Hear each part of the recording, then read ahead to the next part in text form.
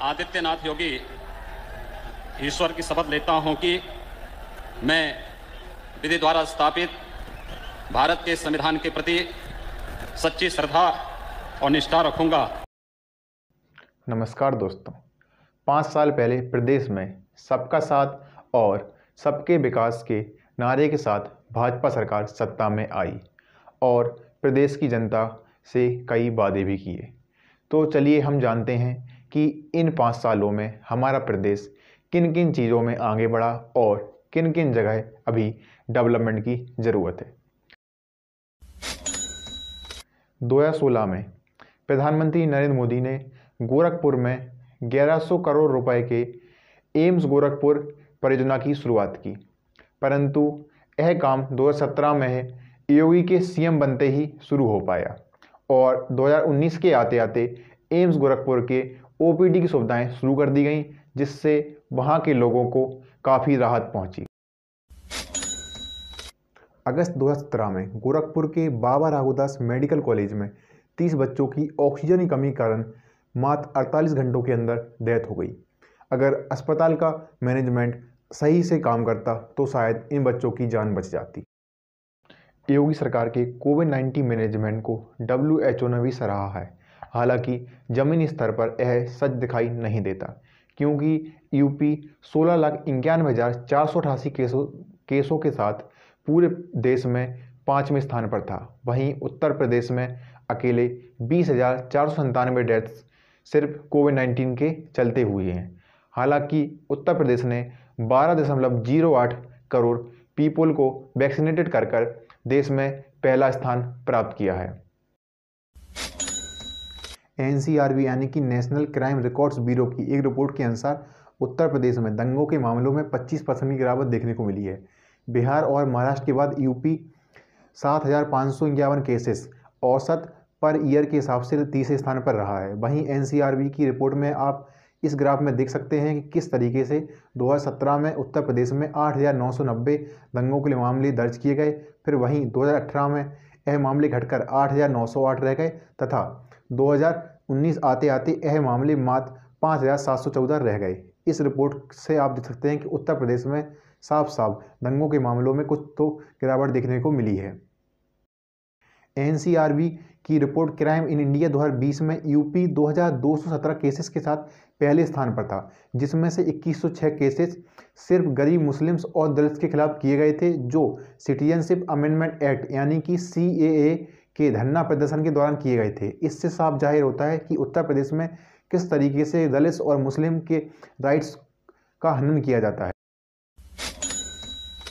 Report for monitoring Indian economy की एक report के अनुसार उत्तर प्रदेश में 2017 से पहले बेरोजगारी दर 17.5% थी, जो मार्च 2021 आते आते 4.1% रह गई। हालांकि ऐसा लगता है कि इस रिपोर्ट को सरकार के द्वारा मैनिपुलेट किया गया है, क्योंकि ज़मीनी स्तर पर हमें इतना कुछ रोजगार दिखाई नहीं देता।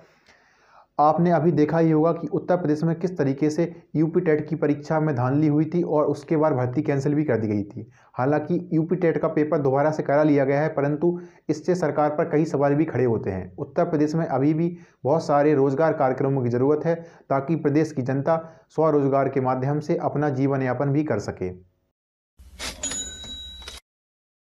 2020-21 के दौरान यूपी GSDP यानी कि ग्रॉस स्टेट डोमेस्टिक प्रोडक्ट के मामले में पूरे देश में दूसरे स्थान पर रहा। 2020-21 में प्रकाशित टाइम्स ऑफ इंडिया की एक रिपोर्ट के अनुसार उत्तर प्रदेश की कुल GSDP 19.48 लाख करोड़ नापी गई। वहीं महाराष्ट्र 30.7 लाख करोड़ GSDP के साथ दूसरे स्थान पर रहा। यह रिपोर्ट यह भी बताती है कि उत्तर प्रदेश 2019-20 के दौरान इस रिपोर्ट में 5वें स्थान पर रहा था। अल्ट न्यूज़ के फैक्ट चेक में इस रिपोर्ट पर कई सवाल खड़े होते हैं। आप इस ग्राफ में देख सकते हैं कि महाराष्ट्र 2011-12 से 2019-20 तक इस लिस्ट में पहले स्थान पर ही है, जबकि महाराष्ट्र के बाद तमिलनाडु इस लिस्ट में 2017-18 तक दूसरे स्थान पर रहा है और यूपी इस लिस्ट में तीसरे स्थान पर रहा है। वहीं सिर्फ 2018 से 19 के दौरान ही यूपी इस रिपोर्ट में दूसरे स्थान पर आता दिख रहा है। यानी कि इस रिपोर्ट में, टाइम्स ऑफ इंडिया की रिपोर्ट में, जो उत्तर प्रदेश की GSDP 2020-21 के दौरान दूसरे स्थान पर दिखाई दे रही है, यह सरासर गलत है। अक्टूबर 2016 में 13,000 करोड़ रुपए के कानपुर मेट्रो प्रोजेक्ट की फाउंडेशन रखी गई। हालांकि 2017 के इलेक्शंस की वजह से काम शुरू नहीं हो पाया और 2017 के इलेक्शन के बाद ही काम शुरू हुआ और दिसंबर 2021 में कानपुर मेट्रो पहली बार पटरियों पर दौड़ती दिखाई दी।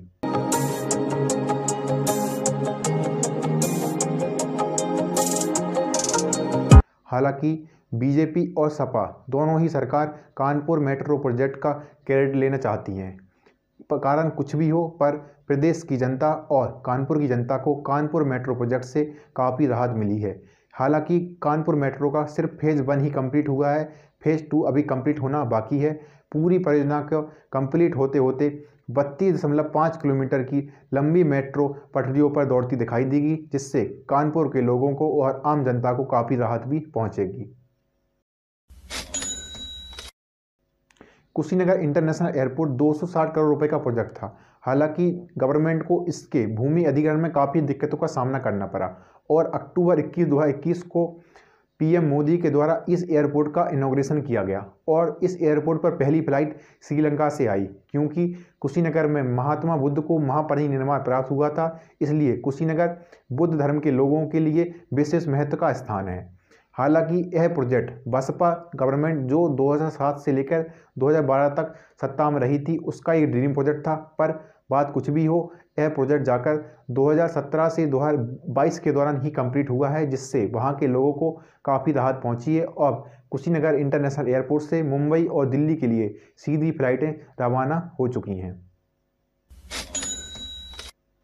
ऑक्सफैम इंडिया की इनइक्वालिटी रिपोर्ट 2021 के अनुसार उत्तर प्रदेश सेकेंडरी एजुकेशन के मामले में 0.17 स्कोर के साथ सेकंड लास्ट स्टेज पर रहा। वहीं पंजाब 0.47 स्कोर के साथ इस श्रेणी में पहले स्थान पर रहा। इससे साफ जाहिर होता है कि उत्तर प्रदेश में सेकेंडरी एजुकेशन की हालत बहुत ही ख़राब है और इस पर गवर्नमेंट को ध्यान देने की ज़रूरत है। वहीं इसी रिपोर्ट में बताया गया है कि यूपी, राजस्थान और महाराष्ट्र में सबसे ज़्यादा स्कूल्स में vocational courses national qualification framework के तहत कार्य कर रहे हैं। इससे यह भी जाहिर होता है कि उत्तर प्रदेश में वोकेशनल कोर्सेज पर काफ़ी ध्यान दिया जा रहा है और ज़मीनी स्तर पर इसका असर भी देखा जा सकता है। नेशनल क्राइम रिकॉर्ड्स ब्यूरो की 2020 की रिपोर्ट के अनुसार उत्तर प्रदेश में 2019 से महिलाओं के खिलाफ रेप केसेस के मामले में 9.7% की कमी देखने को मिली है। वहीं महिलाओं के हैरेसमेंट के केसेस में 21% की कमी आई है। हालांकि इन सब में उत्तर प्रदेश सरकार की मिशन शक्ति परियोजना ने काफ़ी मदद की है, जिससे महिलाएं अपने अधिकारों के बारे में अवेयर हुई हैं और अपने अधिकारों के लिए लड़ने के लिए जागरूक भी हुई हैं। लेकिन 2020 में हाथरस के रेप केस में जो दलित महिला के साथ हुआ, उससे प्रदेश के हालात साफ नज़र आते हैं, क्योंकि अपराधियों को सज़ा मिलने के बजाय पीड़ित घर वाले घर में जेल की तरह आइसोलेटेड हैं और सिर्फ सरकार के रहम और करम पर अपना जीवन व्यतीत कर रहे हैं।